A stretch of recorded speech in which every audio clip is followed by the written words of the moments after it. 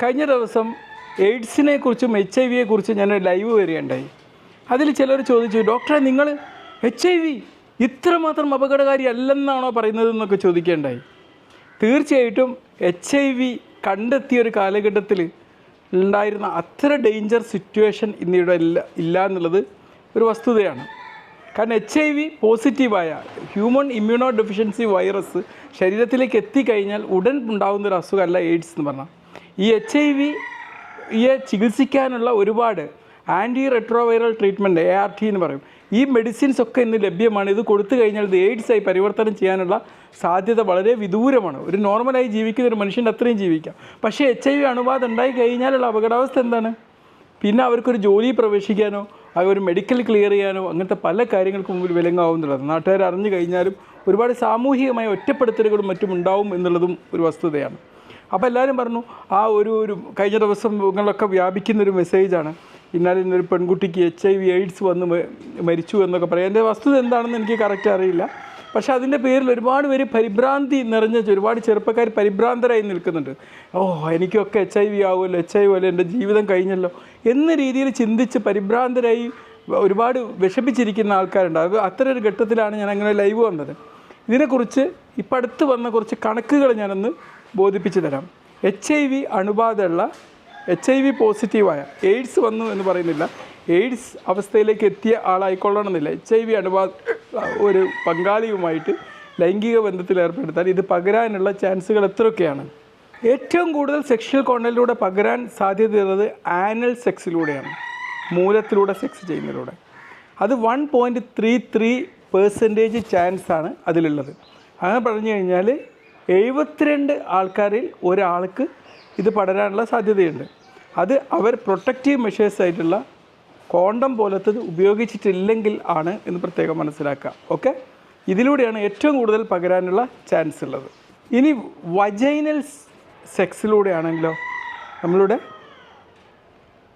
Vaginal sex ഒരു സാധാരണ രീതിയിലുള്ള സെക്സിലൂടെ ആണെങ്കിൽ 0.08% 1250 ആൾക്കാരിൽ ഒരാൾക്കാണ് അത് വരാനുള്ള സാധ്യതയുള്ളത്. മനസ്സിലായില്ലേ? അത് 1250 ഒരാൾക്ക്. മൂലത്തിലൂടെ ആണെങ്കിലോ 72 ഒരാൾക്ക്. അത് ഹൈ റിസ്ക് ആണ്. മനസ്സിലായോ?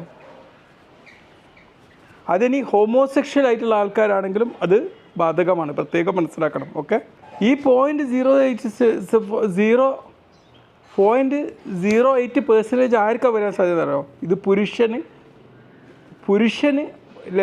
ആണ് HIV പോസിറ്റീവ് എങ്കിൽ അത് സ്ത്രീക്ക് വരാനുള്ള ചാൻസാണ്. എന്നാൽ സ്ത്രീയാണ് HIV പോസിറ്റീവ് എങ്കിൽ ഈ പുരുഷന് വരാനുള്ള ചാൻസ് അതിലേറും കുറവാണെന്നുള്ളതാണ്. 0.04% ആണ്. അങ്ങനെ 2500 ഒരാൾക്കാണ് അങ്ങനെ വരാനുള്ള സാധ്യതയുള്ളത്. ഇത് ഇന്ന് റിപ്പോർട്ട് ചെയ്യപ്പെട്ട കേസുകൾക്കനുസരിച്ചുള്ളൊരു കണക്കാണ് കേട്ടോ ഞാൻ ബോധിപ്പിക്കുന്നത്.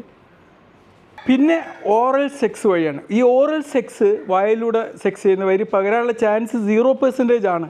പക്ഷേ അവർക്ക് അവിടെ എന്തെങ്കിലും മുറിയോ രക്തസ്രാവമോ ഉണ്ടാകുന്നുള്ള ചാൻസ് ഉണ്ടെങ്കിൽ അങ്ങനെ വരാനുള്ള ഒരു സാധ്യത അവിടെയുണ്ട്. പക്ഷേ ഓറൽ സെക്സിലൂടെ HIV പകരാൻ സാധ്യത കുറവാണ്. പിന്നെ പ്രൊട്ടക്റ്റീവായിട്ടുള്ള കോണ്ടംസ് അതിൻ്റേതായ രീതിയിൽ ഉപയോഗിക്കുകയാണെങ്കിൽ ഇത് പകരാനുള്ള സാധ്യത ഇല്ല.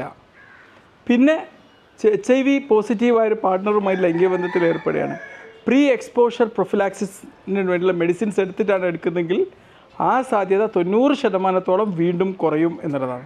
HIV പോസിറ്റീവായൊരു വ്യക്തി ഇതിൽ വൈറൽ ലോഡ് കുറക്കാൻ വേണ്ടിയിട്ടുള്ള ആൻറ്റി റെട്രോവൈറൽ ട്രീറ്റ്മെൻറ്റ് എടുത്തുകൊണ്ടിരിക്കുകയാണെങ്കിൽ എന്തായിരിക്കും അവസ്ഥ? ആ അവസ്ഥയുള്ള വ്യക്തികളിൽ ഇത് പകരാനുള്ള സാധ്യത, വൈറൽ ലോഡ് ഏതാണ്ട് പറ്റ കുറഞ്ഞ് 0-ലെത്തിയ ഒരാളാണെങ്കിൽ, അൺഡിറ്റക്റ്റബിൾ ആയിട്ടുള്ള വൈറസ് ആണെങ്കിൽ അവർക്കും ഈ ഒരു ചാൻസ് വരാനുള്ള സാധ്യതയേ ഇല്ല. മനസ്സിലായില്ലേ? ഇന്ന് ആൻറ്റി റെട്രോവൈറൽ തെറാപ്പിയൊക്കെ നമുക്കറിയാം. കോളേജിലൊക്കെ HIV ഫ്രീ ആയിട്ട് ടെസ്റ്റ് ചെയ്യാനും ഇനി പോസിറ്റീവായ ആൾക്കാർക്ക് ഈ ആൻറ്റി റെട്രോവൈറൽ തെറാപ്പി ഫ്രീ ആയിട്ട് കൊടുക്കാനുള്ള സംവിധാനങ്ങളുണ്ട്. ഇതെല്ലാം മെഡിക്കൽ കോളേജുകളിലുണ്ടത്. മനസ്സിലായില്ലേ? നമ്മുടെ ഗവൺമെൻറ് സിസ്റ്റത്തിലൂടെ തന്നെ അത് ഫ്രീ ആയിട്ട് കൊടുക്കുന്നുണ്ട്. പക്ഷേ എന്നിട്ട് എന്ത് ചെയ്യും? അവർക്ക് 3 മാസം കൂടുമ്പം എന്ത് ചെയ്യും? ഈ HIV വൈറസ് എത്തിക്കഴിഞ്ഞാൽ അത് തകർക്കുന്നത് ഇമ്മ്യൂൺ സിസ്റ്റത്തെ ആണല്ലോ. അതിൽ CD4 എന്ന് പറയുന്ന ഒരു കൗണ്ടിനെയാണ് അത് കുറയുന്നത്. ഈ CD4ൻ്റെ കൗണ്ട് 250 mg/dL എന്നാണോ അതിലും താഴോട്ട് വരുമ്പോഴാണ് ഇത് എയ്ഡ്സ് ആയിട്ട് പരിവർത്തനം ചെയ്യാനുള്ള സാധ്യതയുള്ളത്. അപ്പോൾ ഓരോ 3 മാസം കൂടുമ്പോൾ ഫ്രീ ആയിട്ട് ഈ CD4 കൗണ്ട് ചെക്ക് ചെയ്യേണ്ട സംവിധാനവും നമ്മുടെ ഗവൺമെൻറ് സിസ്റ്റത്തിലുണ്ട് എന്നുള്ളത്. അതിൽ എന്തെങ്കിലും മാറ്റങ്ങൾ വന്നിട്ടുണ്ടോ എന്നുള്ളത് എനിക്കറിയില്ല. അങ്ങനെ ഒരു സിസ്റ്റം ഉണ്ട്. പിന്നെ ആർക്കാണ് കൂടുതൽ ഇത് പകർത്താൻ ചാൻസ് കൂടുതൽ വരിക?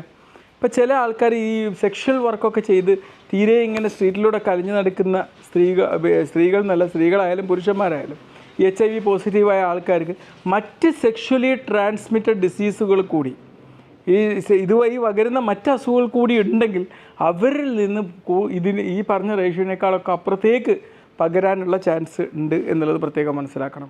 ഈ ഒരു HIV പോസിറ്റീവായ ഒരാളുമായിട്ട് ബന്ധപ്പെട്ടു, ലൈംഗികബന്ധത്തിൽ ഏർപ്പെട്ടു, എന്നിട്ട് അപ്പോഴാണ് അറിയുന്നത് പോസിറ്റീവ് ആണെന്ന്. ഇത് വരാതിരിക്കാൻ എന്തെങ്കിലും വഴിയുണ്ടോ? അതിനാണ് പോസ്റ്റ് എക്സ്പോഷർ പ്രൊഫിലാക്സിസ് എന്ന് പറയും.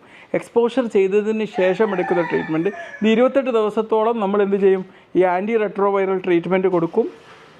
എന്നിട്ട് ഇതിൽ ഇതിൻ്റെ HIV അണുക്കളോ മറ്റോ ഉണ്ടോ എന്നുള്ളത് പിന്നീട് ഇങ്ങനെ ഒരു 6 മാസത്തെ ഡ്യൂറേഷനിൽ പല തവണയായിട്ട് ചെക്ക് ചെയ്യുകയാണ് ചെയ്യുന്നത്. ഓക്കെ, എന്തായാലും നമ്മൾ സൂക്ഷിക്കുക, ജീവിതം സൂക്ഷിക്കുക, സൂക്ഷ്മത പുലർത്തുക, സേഫ് സെക്സ് പ്രാക്ടീസ് ചെയ്യുക, മാക്സിമം ഇങ്ങനത്തെ ഇല്ലീഗലായിട്ടുള്ള കാര്യങ്ങളിൽ നിന്നൊക്കെ വിട്ടു നിൽക്കുക. ഈ 2500 എന്ന് പറഞ്ഞാലും ആ ഒരു 2500 ഒരാളുണ്ടല്ലോ, ആ ഒരാളിൽ നമ്മൾ പെടാതിരിക്കാൻ വേണ്ടി നമ്മൾ പ്രത്യേകം ശ്രദ്ധിക്കേണ്ടതുണ്ട്, സൂക്ഷ്മത പുലർത്തേണ്ടതുണ്ട്. ഓക്കെ.